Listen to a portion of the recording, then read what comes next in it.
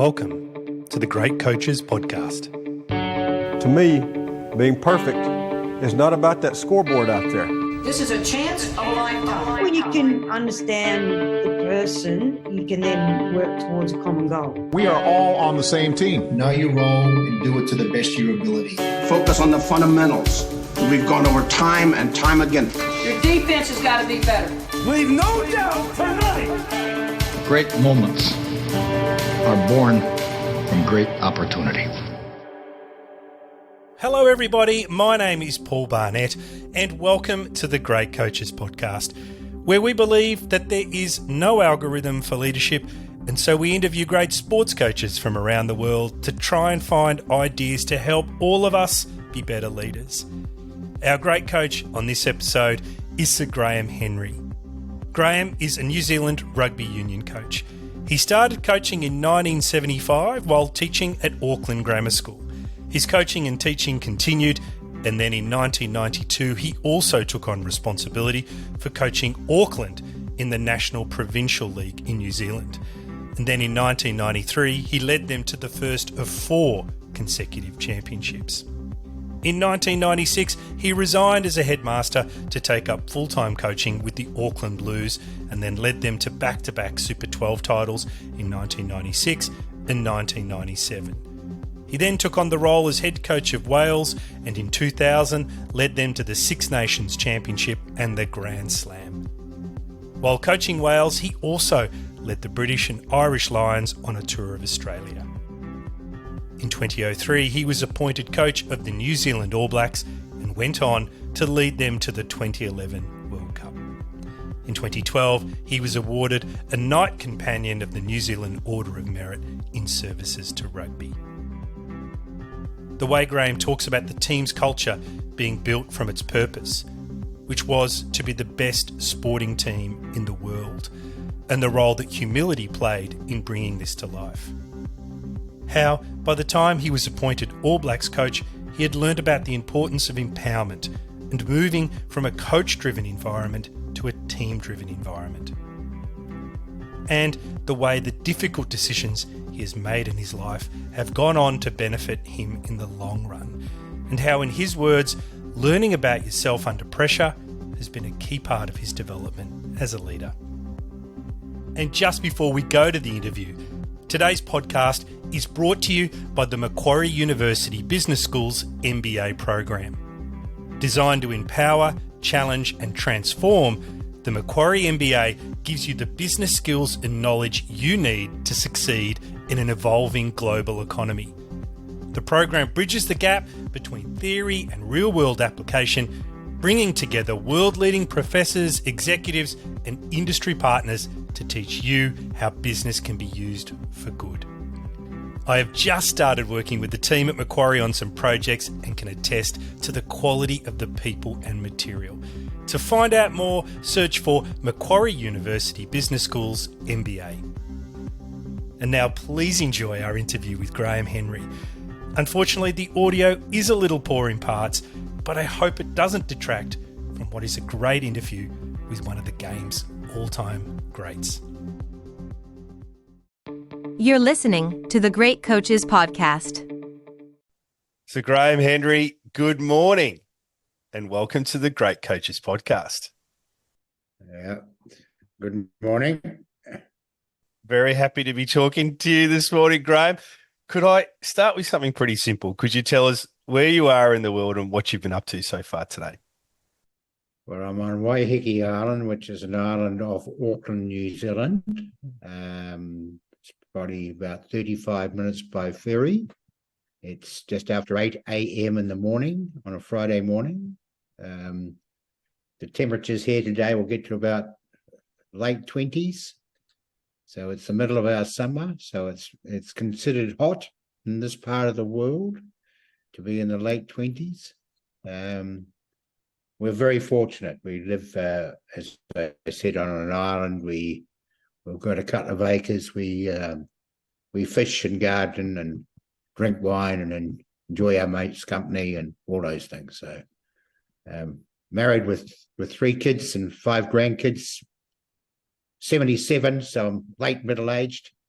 and married to Raywin. We've been married for 53 years. So we've had plenty of practice. And there we are. And I'm talking to you.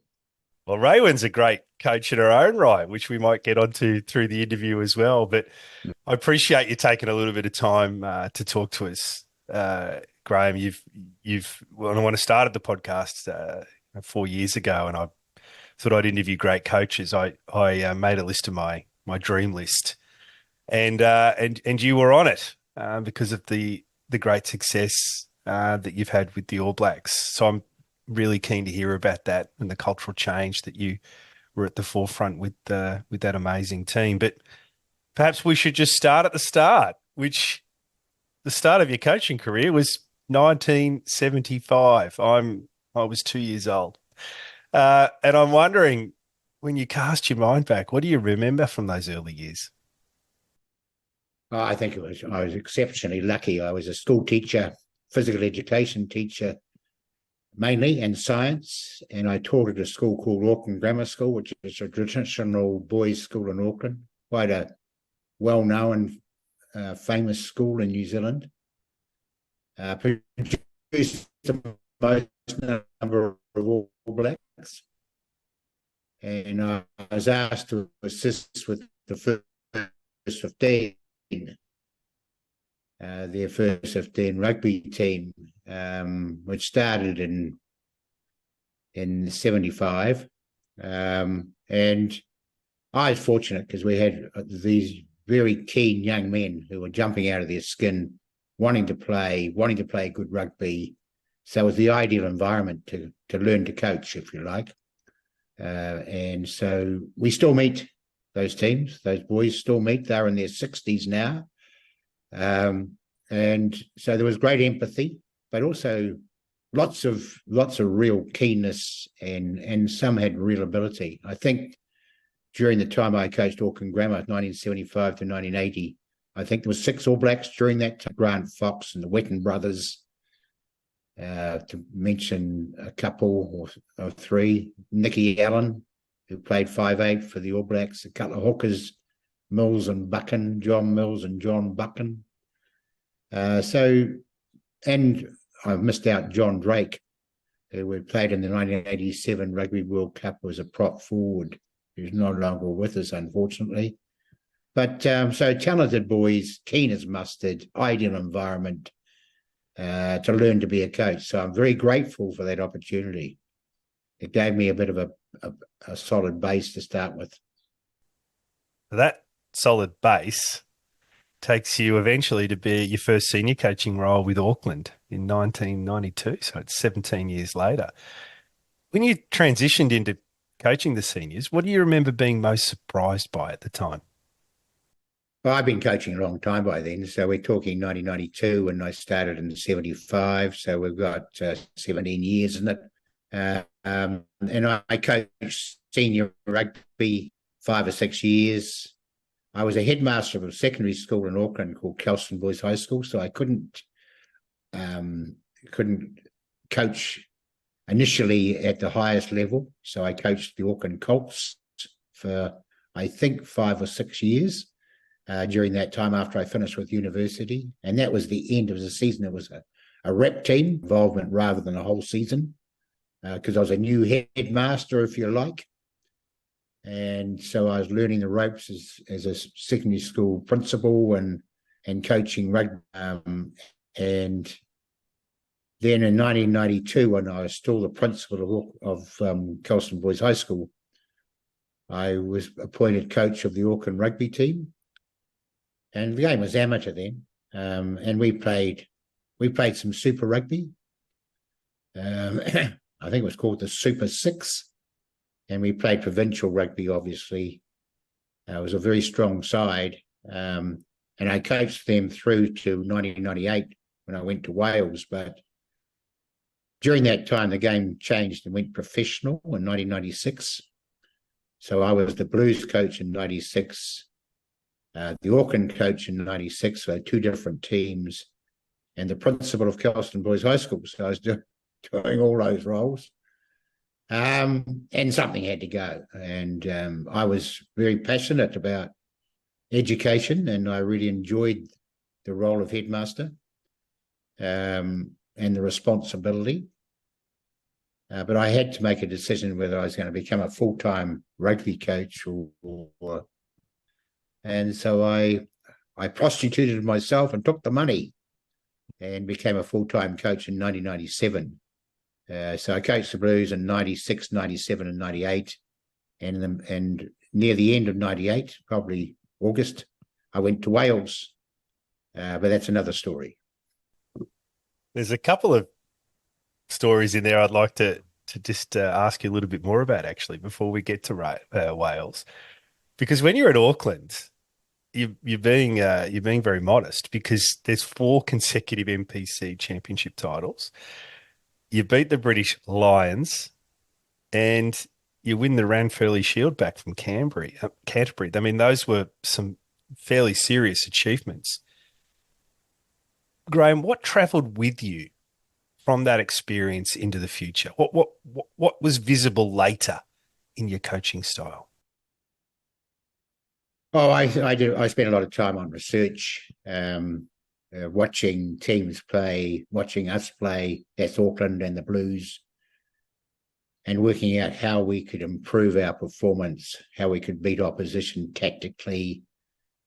I think probably if I had a strength, and I didn't have many, but if I had a strength, it was the ability to analyse the game and to analyse strengths and weaknesses of the opposition, analyse ourselves and how we could improve. So just working out what was the correct game plan against various opposition. And I think by having the background and researching the game, and I had a lot of help in doing that, but I think that helped us win rugby games. Also, we're a very talented team, which is always really helpful. I know good coaches have good teams, and I had good teams, so I was very fortunate there. But we did win 6 out of 9 championships, 2 for the Blues and 4 for Auckland over that 6-year period, I think it was, in 9 championships. But as I say, we had Sean Fitzpatrick and Lomu and Joey Vinderi, and I could go on and on. Robin Brook, So I had a very talented rugby team, and they performed, and enjoyed the game. It was the transition from amateur to professional. A lot of these guys had normal jobs, and were transitioning out of those normal jobs into professional rugby. And when they were amateurs, the game was their outlet. They just loved playing and loved performing. And Eden Park was packed in those days. We'd get 40,000 and 50,000 to a super game or a big NPC game, National Provincial Championship game. And so it was a very important part, or a very enjoyable part of Auckland rugby. And I took over a side from Morris Trapp and Brian Williams, which was highly successful and very experienced. And so a lot of those players were legends in the game. So let's not get carried away here. Good coaches have good teams, but if I had a strength, it was probably the ability to analyse the game and to get the right game plan on the field. I want to ask you, Graham, about the second thing you talked about a minute ago, and that's being a headmaster. And it was it was one of the major schools, I understand, in New Zealand as well. This was quite a prestigious school.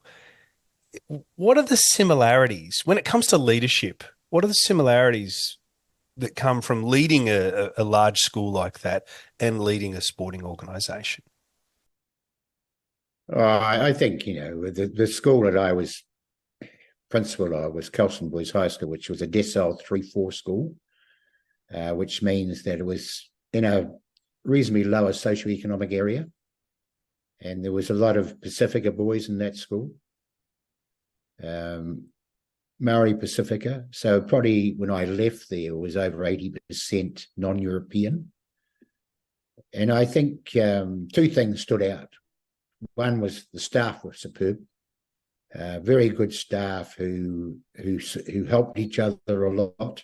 So good spirit in the staff. And that was a bit of tradition at Kelson Boys High School in those days. And a lot of teachers who got involved in things like cultural groups and music and art and sport. And by catering for the individual, we got the best out of most of them. Let's not get carried away here. Not all succeeded, but by giving them support in their interests, they did better in the classroom. And I think that's very important. So it was an individual education, if you like. Give kids opportunities to participate in their Samoan cultural group, in art and rugby. They did better in the classroom in mathematics and science, if you like. So that was pretty important, but also having a staff that were motivated to help these kids was hugely important. So, Graham, we get to Wales. And, of course, Wales and New Zealand both have rugby as their national sport. It's fair to say that my Welsh friends are mad for rugby in the same way that New Zealand is completely besotted with the game as well. But when you head over there to take on the job as the national coach, Rugby New Zealand implemented the Henry Clause, which was designed to block you from ever coaching the All Blacks. Now, that must have been quite a shock. That must have been, to have that dream taken away from you. I'm wondering, when you reflect on decision-making and the role that's played in your life, did you ever doubt that decision to head over to Wales? I'd gone down the track quite a long way. Like the Welsh invited me to be their national coach, which was a great honour. And I had gone down to Wellington to see the CEO of New Zealand Rugby. And I said, look, I've been asked to coach the Welsh, but I'd rather coach the All Blacks. What's my chances? And I can't repeat what he said to me. He just abused me. And so I really thought that was improper, not the right tactic. So it just gave me the motivation to say, well, if that's your attitude, I'll leave. And at the time, I talked to a couple of board members, and that wasn't particularly positive. I'd coached at the level below for a long time. I'd coached for 6 years at the level below, and we'd had a lot of success.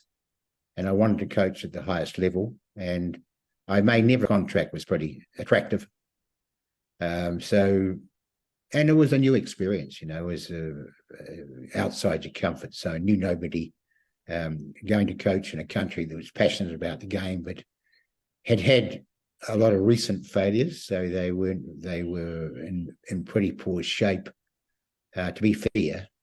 And so it was a good challenge, a new experience, something I'd never done before. I thought it would be something pretty special to have a crack at. And I had a very supportive wife. Still got the supportive wife. And she supported me, which was fantastic. So I made the decision to go, but it wasn't an easy decision. Even Auckland Rugby, I was contracted to them, and I had to pay back some money, which was, I thought, unfair, but I had no choice. So after being 6 years and helping Auckland Rugby for a long time, both at Colts level and at senior level, but that was the way it was, and so I just had to bite the bullet and get on with it. Get on with it, you did. So in 2000, you lead Wales to the Six Nations Championship and the Grand Slam. It's a great achievement. It must have been so special to be part of that in such a rugby-loving country. But at this stage, you're also 54. And I'm wondering, without being ageist, it's not far off the age I am, going to be soon. I wonder whether you thought this might be the pinnacle for you. Well, the Welsh challenge was all-encompassing, and I loved it. But I come from an educational background. I hadn't come from a professional rugby background, if you like, to the same extent as perhaps the opposition. So my career was in education till I was the age of 50, and I hadn't had a background in rugby, if you like. It was just my passion. So it was a massive learning experience for me. And I had some great people who I worked with in Wales who were very supportive. In fact, Raywin gets over there, coaches a netball team because she's into netball, and so she's coaching a club team in Cardiff, and they asked her to coach the Welsh national team. So she's coaching the Welsh national team, and I'm coaching netball, and I'm coaching the rugby team. So we're pretty busy, we're up to our eyeballs, but we loved it. But it took its toll in the finish. I was asked to coach the British and Irish Lions and toured Australia in 2001, and that was a challenging tour. Didn't go as well as I'd hoped it would. I didn't do the job as well as I should have.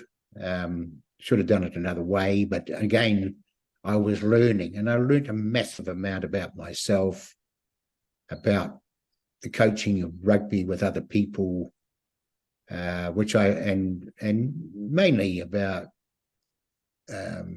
learning about yourself under pressure. So I had some difficult times there, but I look back and think they were the greatest learnings of my life. So when you go through it, and so I got depression, apparently, and resigned and left in 2002. That learning was invaluable going forward. And I was, it was a pretty serious business because I was being paid a lot of money. I think I was probably the highest paid rugby coach in the world at that point in time.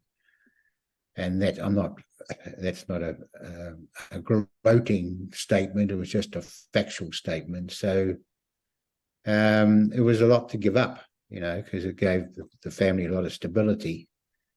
But your mental health is much more important. And so I resigned and left and went back to New Zealand and got myself right. But in the meantime, New Zealand Rugby was involved in the 2003 Rugby World Cup. And the 2003 Rugby World Cup was meant to be played in Australia and New Zealand. But because New Zealand couldn't get clean grounds, no advertising, the International Rugby Board, now World Rugby, changed their tune and had all the Rugby World Cup in Australia. Therefore, the New Zealand Rugby Board got the sack, and the CEO, who introduced the Henry Clause. Henry Clause was lost, and so on time I was able to apply for the All Blacks in 2003, and lucky enough to be appointed to that job for 8 years. Graham, could we talk a little bit more about the burnout? You mentioned depression in there and what you learned, and you talk a lot about it in the book. And the book is a fantastic read. I'm going to put the links to it in the show notes because this period in the book's very raw, actually. What was going on with the British and Irish Lions. You've had this great successful run, not only in rugby, but in your career. And then you get this big stumbling block. And the way you talk about it, it's almost very emotional. And I say that with all due respect because I've interviewed probably half a dozen coaches from New Zealand now, and I think there's a degree of stoicism there, and I think that they're a very proud sporting nation. So it would have taken a lot for you to write about that. But what's the learning you've got for other people when it comes to dealing with something like this? Well, I think, I was coaching the Welsh, and I was asked to coach the British and Irish Lions, and that was a huge honour to be asked to coach them. I was the first non-Brit to coach, non-British and Irish person to coach the British and Irish Lions. And it's one of the biggest brands in the game. And I made the wrong decision. I was just too busy.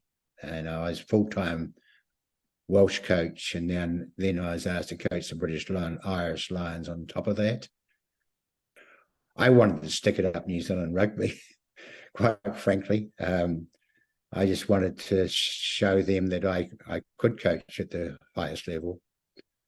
And so it was just too much. I had too much on my plate. I couldn't handle it. I should have realised that was the case before I accepted the job. And so but they learned from that. The Lions board, whatever they're called, have never appointed another coach without giving them a year's leave of absence from their current job. So Warren Gatlin, for example, has been doing the Lions for some time, and he got a year's leave of absence from coaching Wales while he coached the Lions. So there was a big learning for others as well. But no, it's just too much going on to handle it all.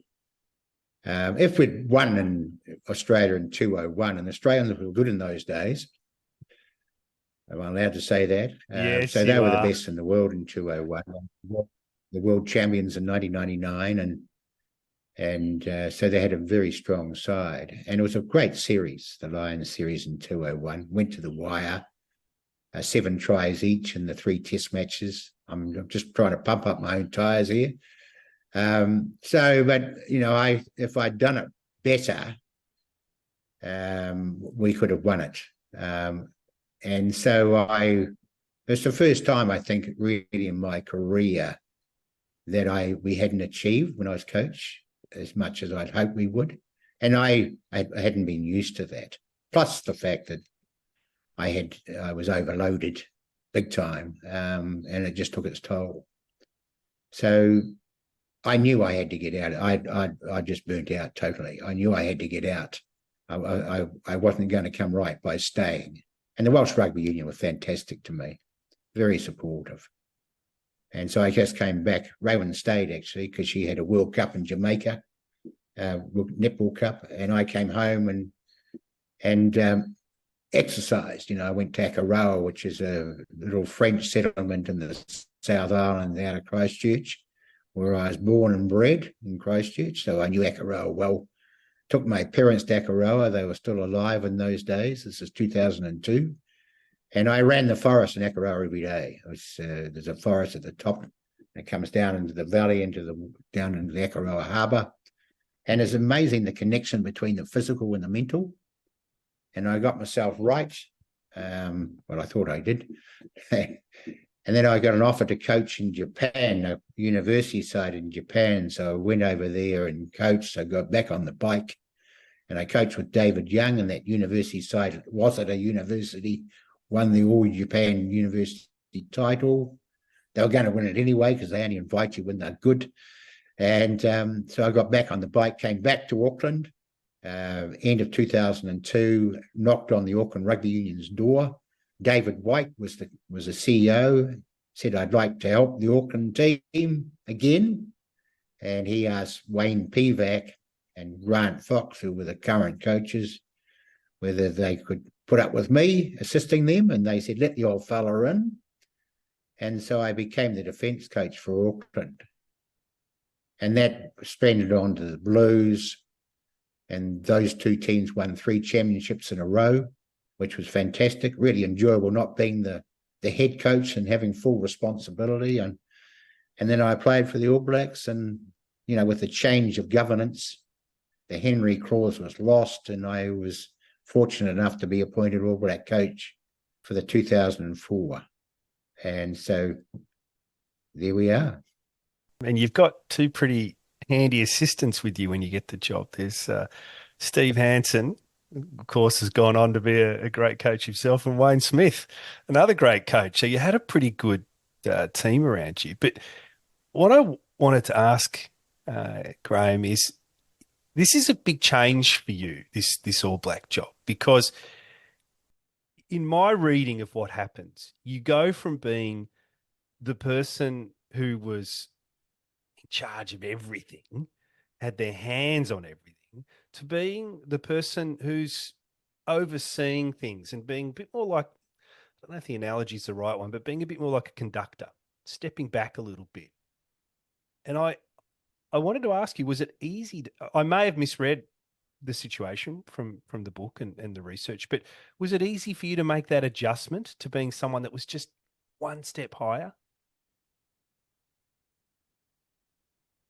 No, because I loved being up the front, and that was how I always coached. And I'd coached then for about probably about 30 years, and so I was that guy, up the front, beating the drum and trying to give everybody organised and motivated and so on. And it was just the way it was. It was the way you learnt when you were teaching and headmastering, and you didn't have time in those days you just had to get yourself right and do the job. So no, it was a major change, and the change was due to my learnings in Wales and the British and Irish Lions, that I had to give other people a lot more ownership, not only the rest of the management team, but the players.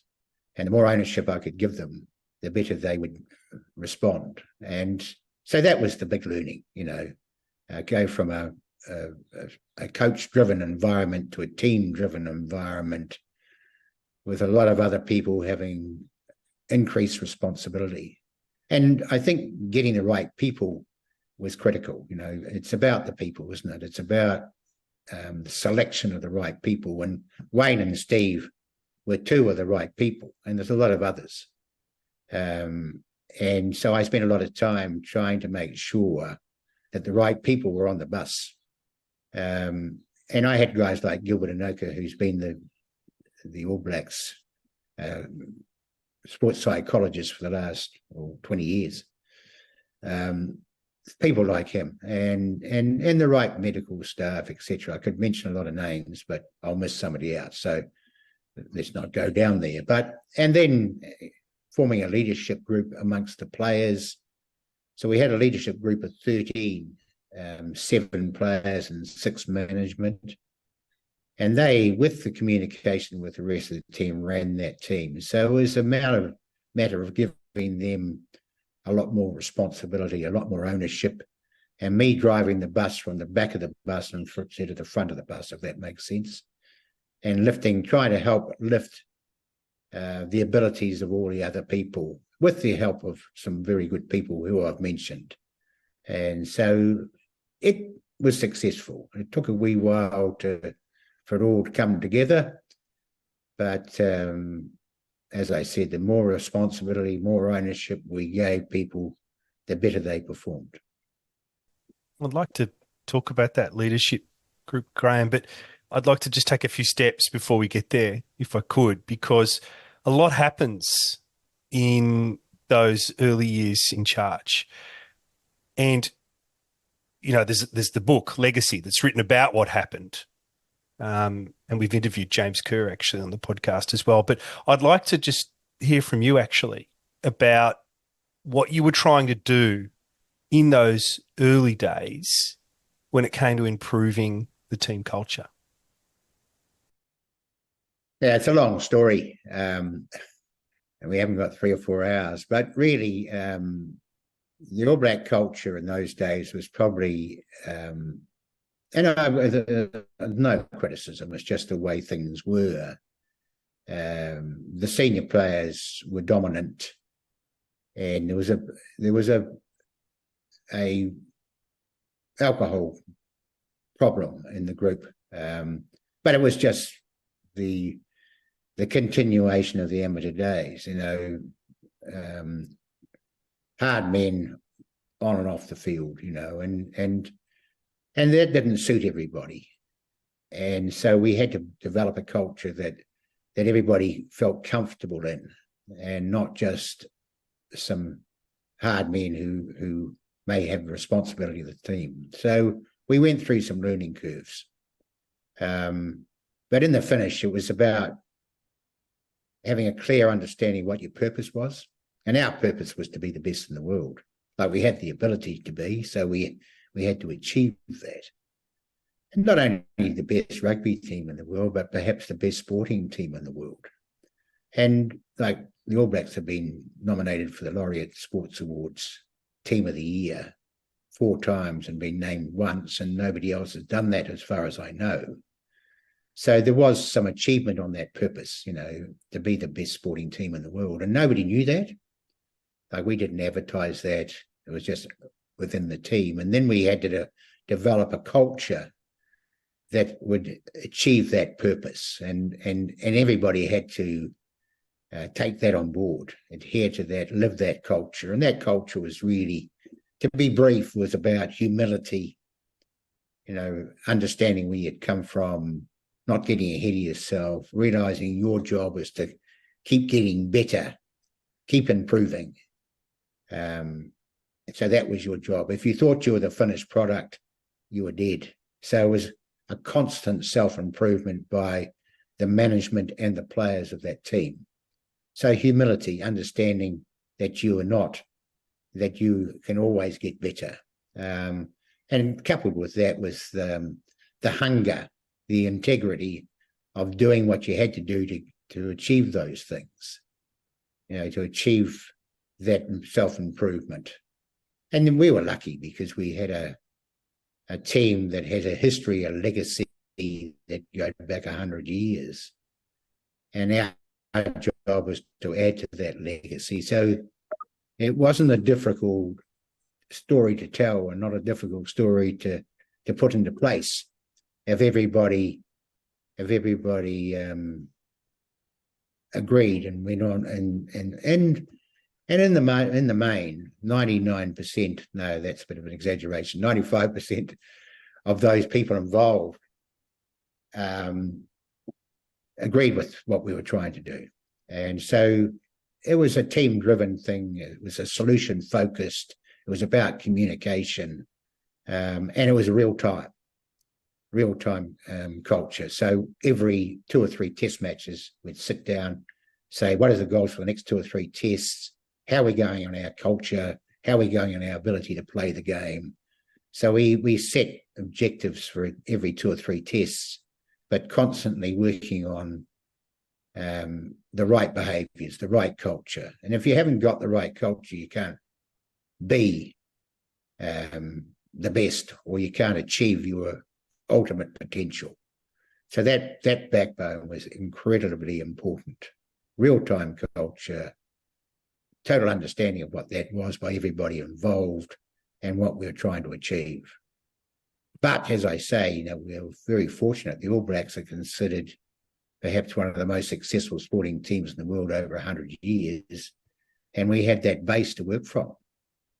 And that legacy, and improving that legacy was hugely motivational. And what's interesting is it's not a straight line to success, because in 2007, the team, I think it's fair to say, unexpectedly lose in the semi-finals of the World Cup.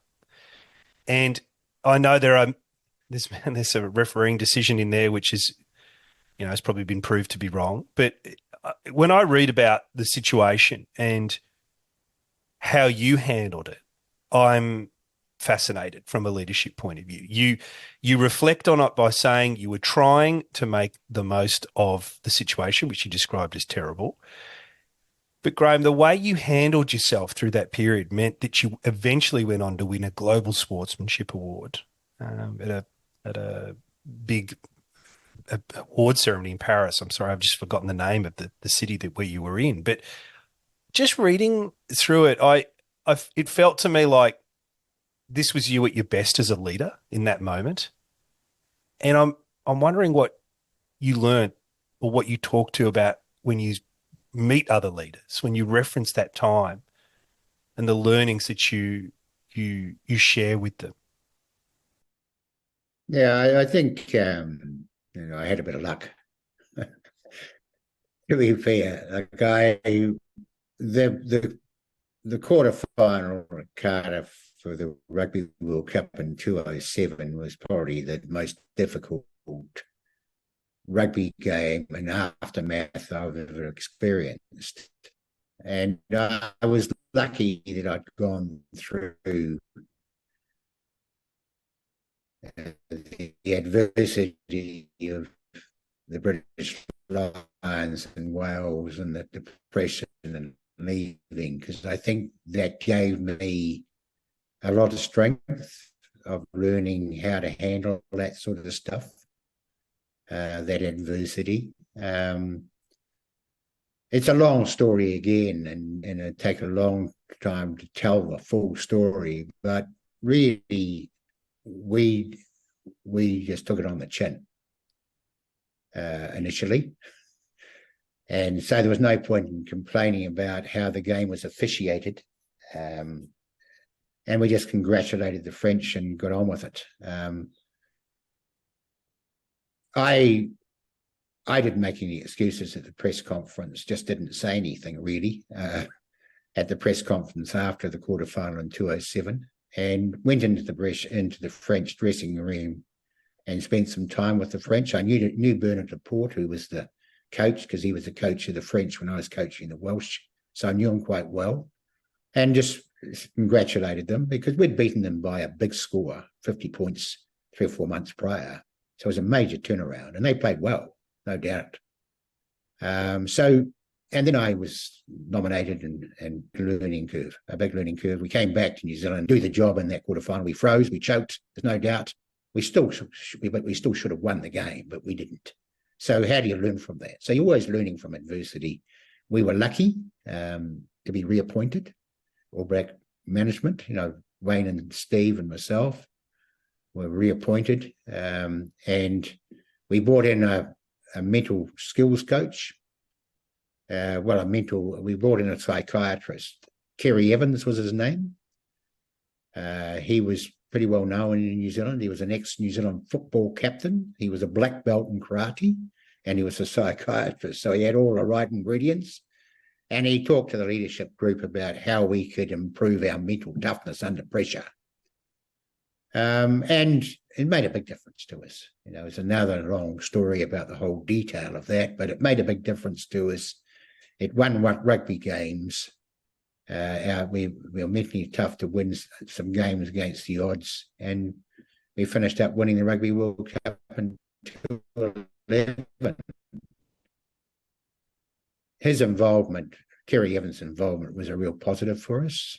So I can't emphasise more than you learn a lot from difficult, and might bend on those difficult times. But if they knew that this is the greatest learning curve they'll ever have, maybe they'd hang in. And I was lucky I'd been through the Wales British Lions experience and knew that you're going to have some adversity. You just got to handle it and learn from it. And so I was fortunate. But I ask you, Graham, about Kerry Evans and mental skills, because it's a big issue, not just for sports people. I think there'll be many parents listening that think, I'd love to be able to help my children develop mental skills. Is there one or two little things that you think we could all be doing to help in this area? Yeah, I think, I think passion is important. I was obsessed with rugby coaching, and I've got no apology for that. I think it's important to have passion, obsession, because it rides over the bumps in the road. And I just wonder whether our young people today are scared to be too passionate, too obsessed by their interests. I'm not sure if it's seen as a positive. I think it's positive. And so I think initially you need to have a passion if you're going to achieve in a certain area, a real passion, a real obsession about doing your best all the time to achieve on the big stage. I think also you need to conduct your life so that you're helping your mental skills. And I found having a lot of exercise helped me. The more I exercised, the better I felt, and the better I could connect with people. So that became part of the ritual, exercise. I also had good mentors, guys I could talk to, people I could talk to. As I said, I've married well, so that was very helpful. Raywin was very helpful, amazingly helpful, actually, because when I was going through the worst of it, she was the backbone, and she was very helpful. I also had the guy who used to be the Auckland Grammar principal, and he's no longer with us, sadly, John Graham, Sir John Graham. It's in the book. He taught me at Christchurch Boys High School. He asked me to teach at Auckland Grammar School when he was first appointed principal there in 1973. He changed my life. I would have been rudderless without him.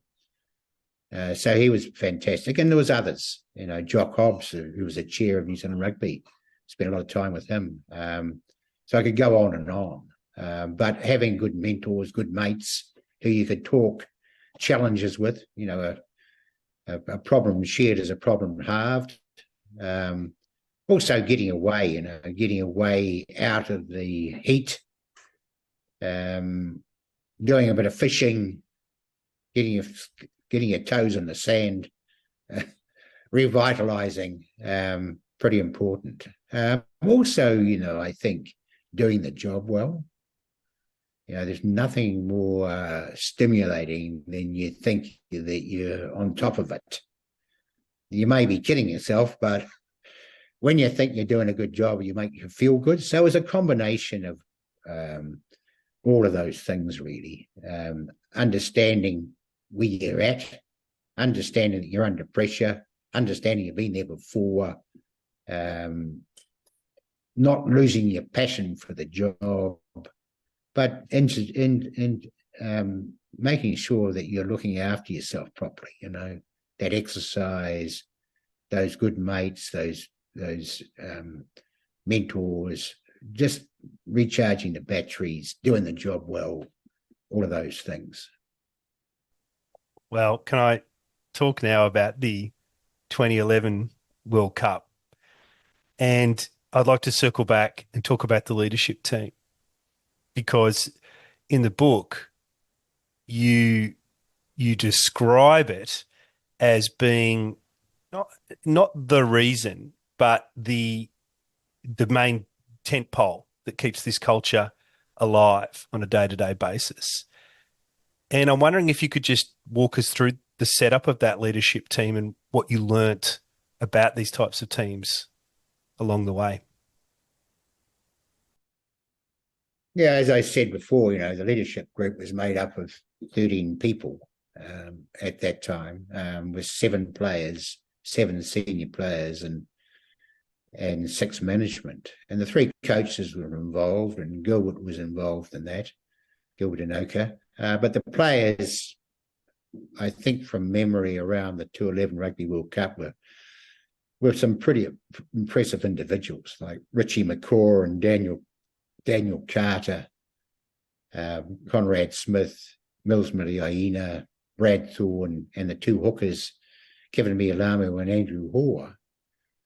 And those meetings were very vulnerable meetings, and people were very vulnerable in those meetings. So our whole goal was to be the best in the world, and what was the elephant in the corner stopping us doing that? So they were pretty emotional meetings, and everybody, I hoped, had the opportunity of expressing their opinions. And some, their strength was to express those opinions. So that was pretty critical. And they grew together, those players. They grew and helped each other. And they went on, Smith and Conrad Smith and Daniel Carter and Richie McCaw and Kevin Mialamu they went on to the 2015 Rugby World Cup as leaders, and they were joined by guys like Ma Nonu and Kieran Reid and many others, Tony Woodcock. And I think there was probably a dozen players who played 2011 final who played in 215. And so that group, their combined strengths and their combined support of each other was a massive reason why the All Blacks won 2 Rugby World Cups in a row. So, as I said before, the more ownership those guys were given, and as they grew and grew in experience, the greater ownership they took, more responsibility they took. And you look at that group, Conrad probably played did he play 100? I'm not sure, probably close to it. Daniel Carter played over 100 tests. Kevin Mialamu played over 100 tests. Richie McCaw played 149 tests. So you had a massive amount of experience and also a huge amount of respect for one another, and guys going out of their way to add to that leadership. Sam Whitelock was a young player in 211, a young lock forward, a second-year international in 211, started in 210. He's now the greatest lock forward in the world, or the most capped lock forward in the world. So he was part of that going forward. So just, I think the change in giving players ownership was a major reason why the All Blacks won 2 Rugby World Cups in a row. The other one, I think, was the learning from 2-7 when we weren't mentally tough enough to handle a situation in Cardiff, and learning from that situation and developing a mental skills program that addressed that. It seems like all those learnings from the Welsh experience and the burnout that you experienced as a result came to bear in that period, spreading the load when it comes to leadership, working on mental skills, focusing on the environment. It seemed to all come together to create what was something that was pretty special. Oh, you hit the nail on the head. It's surviving. Survival is pretty important. They could have given us a sack after 2-7. So it's about survival, and let's face it, we were lucky enough to survive. Also, we beat the French in 211 by 1 point. 1 point makes a massive difference to your life. Look at the All Blacks from the last Rugby World Cup. When Ian Foster's the coach and they lose by 2 points, was it, but could have won the game. It makes a massive difference to your life. So although we went through some adversity, I went through some adversity, also had a lot of luck. And you need a bit of luck. You need a little bit of luck to do these things. Graham, you've been so generous with your time, and I know it's probably getting ready for your morning coffee or your morning walk. So maybe just one last question, if I could. There's been so much written about the cultural change that you oversaw at the All Blacks. I don't know whether I've really managed to add to that much today with this interview, but it is so pervasive in modern culture, and it's obviously the book Legacy has helped it travel all over the world. But these days, when people bring up the word legacy to you, how do you feel about it?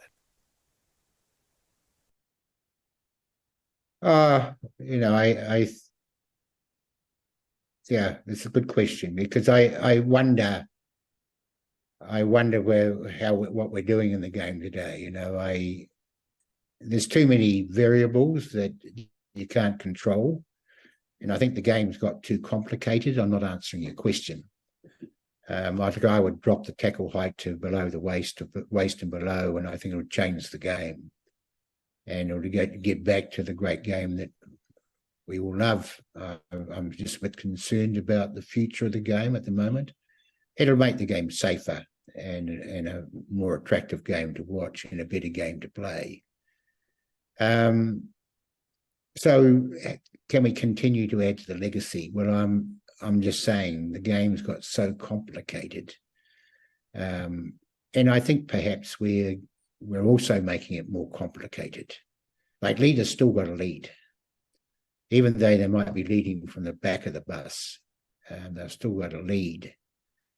And I just wonder whether we've got too many leaders in the group, and how is that worked through so there is a very clear direction going forward.